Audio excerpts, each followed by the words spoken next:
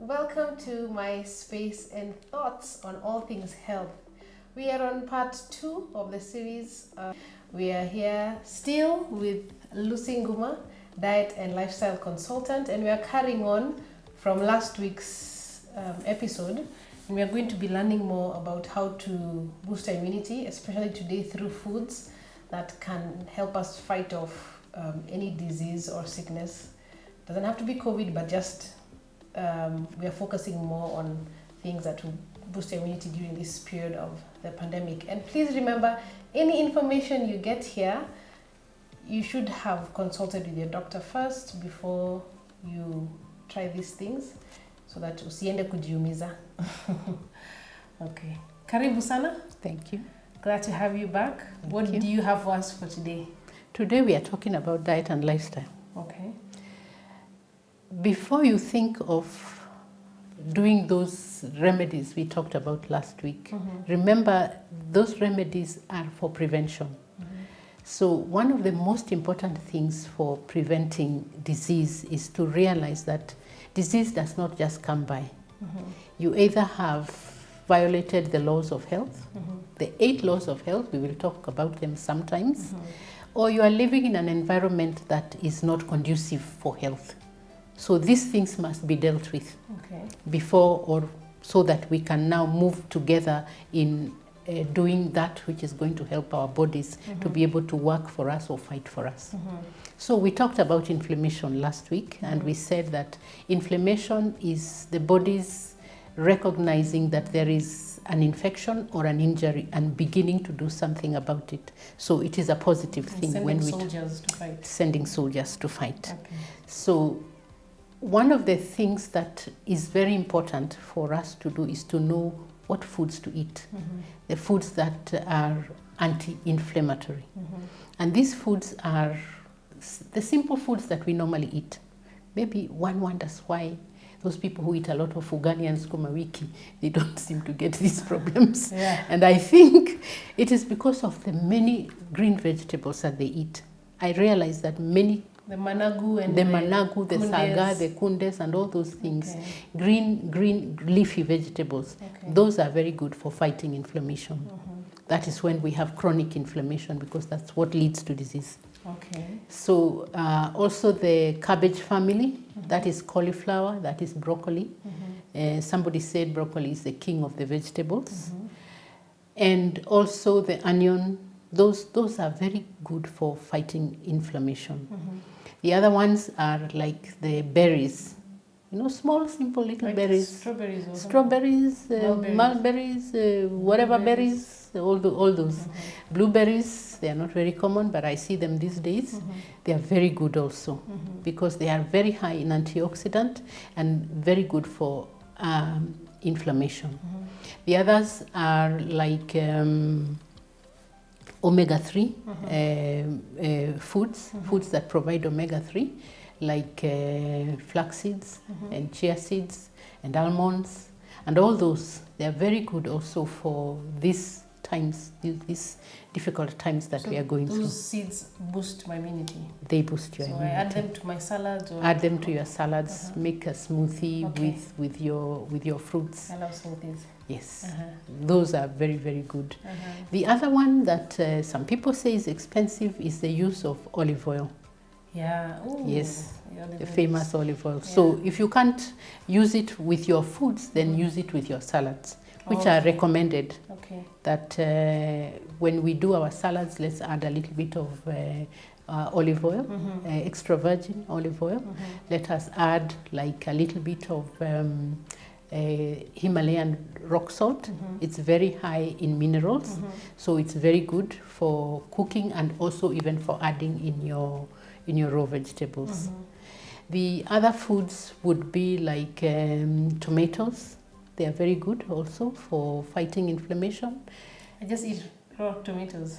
Or what do you eat raw tomatoes, but when you cook a tomato slightly, it is the nutrients are more available than when it is raw. So like Yeah. put it on a pan a bit and Yes, just or in an oil. oven and just warm it a little bit.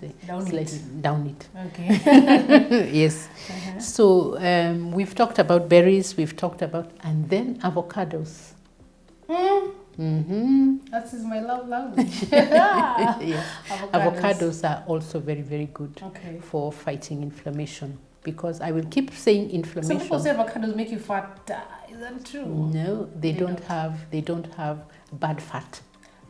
They have good fat, which is also good for your heart. Okay. So avocados, eat them. Of course, not more than one a day. One big one a day. One big one is good.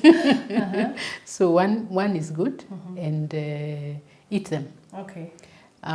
Those are ideally some of the foods that are good for anti-inflammatory foods. They reduce inflammation in the body. Now, the foods that cause inflammation are all the foods that I know these younger people like. Burgers. Burgers. We are talking about ideally pizza, chips, cakes. You do the talking. Is anybody feeling hungry? You know them. Say them. You know, as a diet and lifestyle consultant, I've noticed that the people who are now getting these problems are younger people, which shouldn't be. But you seem to know how to order those foods. So we are talking about junk food. Okay. Most of the times, junk food is food that has been deep fried. That's no. Can I deep fry like healthy food? Is that the problem? That's the problem. You don't deep fry healthy food. You can fry it. That means putting onion and oil in a pan. Shallow fry? Give me a break. Can I shallow fry? You can. I don't know what you mean by shallow frying. Like a little oil and just a little oil and onion and put whatever it is, but don't deep fry. So we are talking about junk food. We are talking about crisps. We are talking about drinks that have added sugar to them.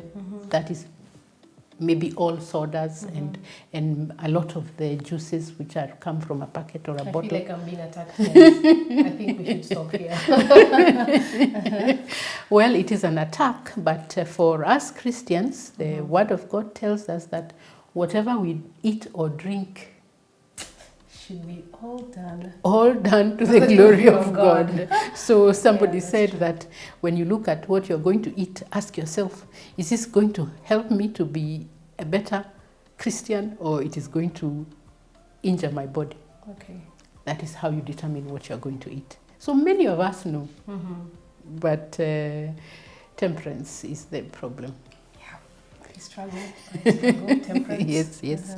So it's a matter of So struggle. Can I have maybe junk food once, or should I just completely cut it off? I don't mind one having junk food once in a while, because you may be out in a place where you cannot get the right kind of food. But in order for you to come to the place where you can eat junk food once in a while without necessarily becoming a junk eater, you have to go through a season of eating the right food for at least like 1 month, so that your taste buds change and you begin to now appreciate what is good food or food well prepared. So that is okay. Once in a while you can do that. What of those who have underlying conditions and special foods that they need to take, especially during this pandemic? How should they go about this thing? Yes, I hear you. I think the most important is for them to manage those conditions very well. If you are supposed to be on a specific diet, you must do that diet 100%. In this season, it has to be done 100%. If you are not supposed to, now those ones, I will not allow them to do this once in a while thing. No cheat days. No cheat days. There's no cheat days.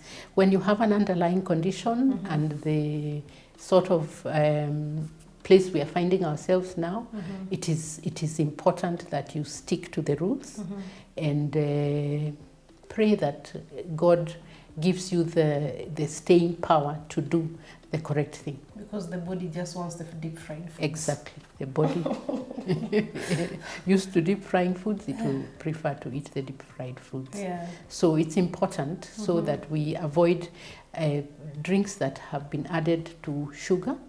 We take sufficient water. We even... What is sufficient water? Sufficient water, you take your weight and divide it by 7. So your I'm weight about in almost kilos. 70 kgs. Yes. I'm light as a feather. So you divide that by 7. I divide by 7. That so will give you 10. 10. So that is the number of glasses of water you should take in a day. So I should take 10 glasses of... And what size is the glass? It is 250 ml or 8 ounces. So that should be about 2.5 liters of water. 2.5 liters of water. Okay. And that's very key because if somebody is weighing 40 kilos and another one is weighing 140 kilos, you cannot take the same amount of water. Yeah. In fact, I realize most people don't even take water. Like 1 glass a day. You know yourselves. I'm not judging, but you know yourselves. Yes, yes. Well, our brain is more than 70% water. Our body is also more than 70% water.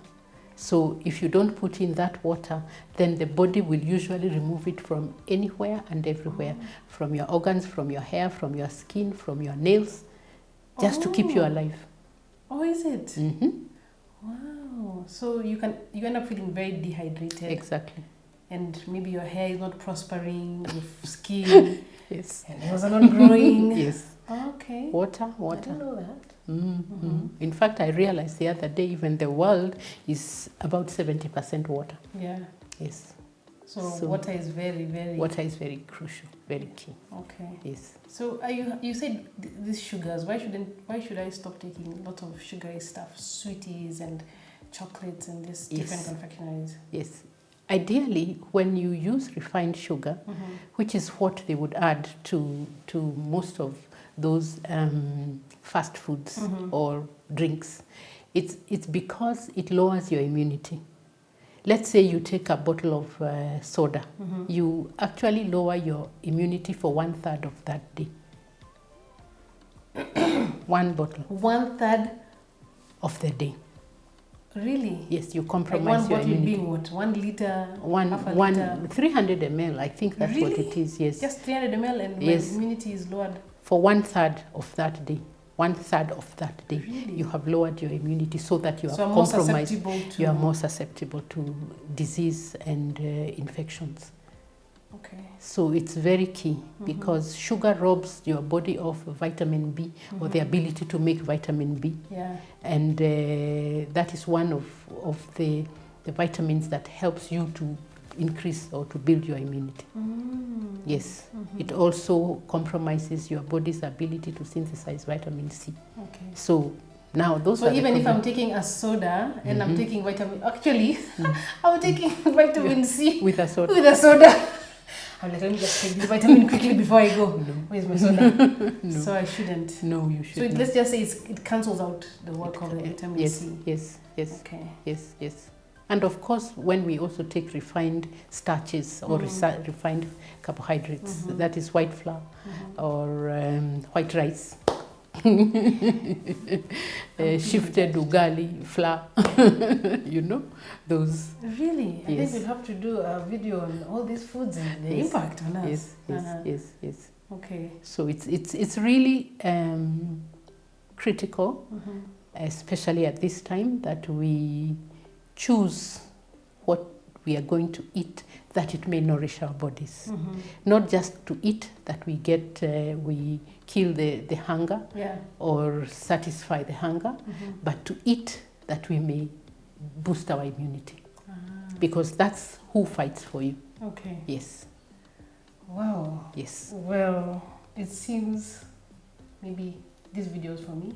I feel like I've been talked to and I need to change a few things here and there.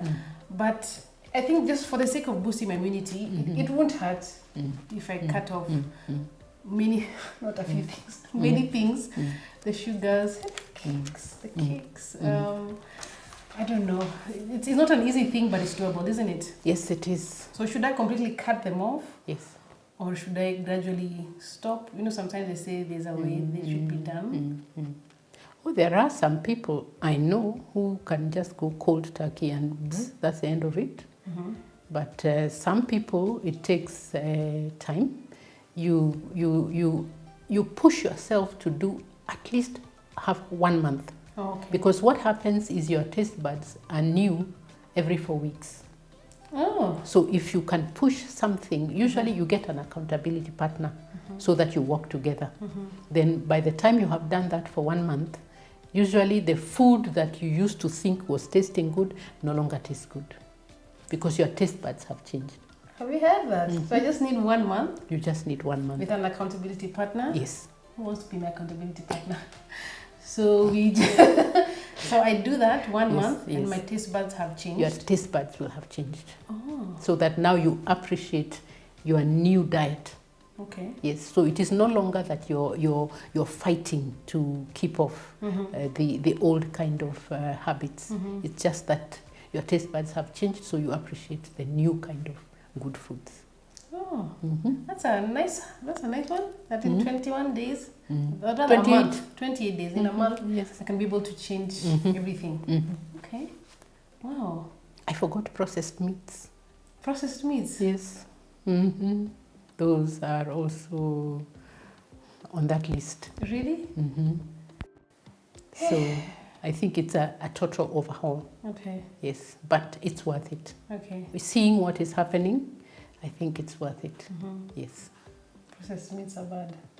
I know you're eating one now. I can see you. Okay, but I think then if that's what it will require of me, of you guys, to be able to boost our immunity, you know, taking preventative measures, not having to use other methods, it should be doable. Yeah, it is doable. So I practice fast for a month. Yes. And see if I can be able to. It's not see if you can be able to. Uh-huh. It has been documented that when you do, when you get into a habit like for at least a month, it becomes your habit. It becomes your normal. Yes, because as I said, the taste buds change.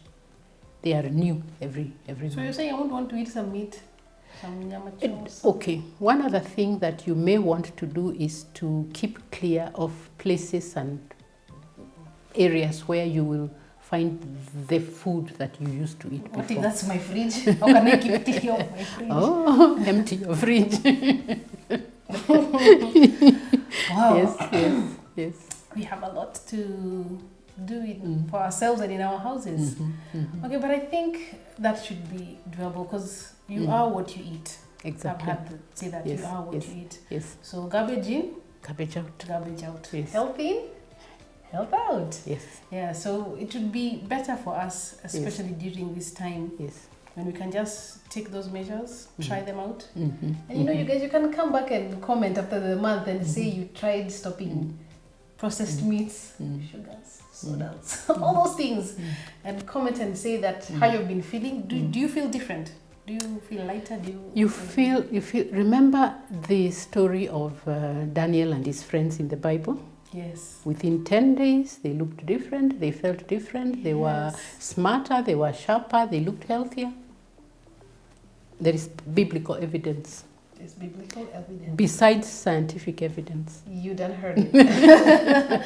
So we should try it in a month. Yes. I'm going to see results. Oh yes. Full stop. You will. Oh yes. Take more water, Oh. reduce on processed meats, reduce on sugars. Yes. Exercise regularly for at least 45 to an hour Every other day. Or at least 4 or 5 days a week. Especially because, you know, we are so used to living sedentary lifestyles. I leave my house, those who drive into your car, into the office, sit back to the car. So you really don't have, if you're not matatuing, if you're not using public transport, then you're not really walking around that much. Yes. So exercise, Yes. water. Well, I guess it's the basic things that you guys have been talking about. Even, you know, everywhere everyone's saying change your lifestyle, eat right, drink more water, exercise. And there's a whole thing now that everybody is now exercising, have their own home equipment. We're going to do a video on exercise and we'll have a trainer with us to show us what things we can do at home to be able to, you know, keep ourselves right and tight. So thank you so much. That was a very, for me, like, I have to cut back on a lot. But thank you so much for coming again. Next week, we're still going to be here.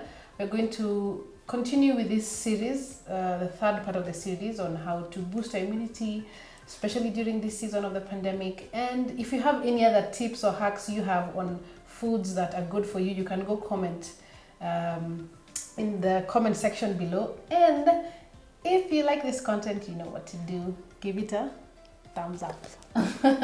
And you can subscribe as well and share the content with your friends. Thank you so much, guys. And remember, before you try all this, please seek advice from your doctors. Thank you so much. Bye. Bye.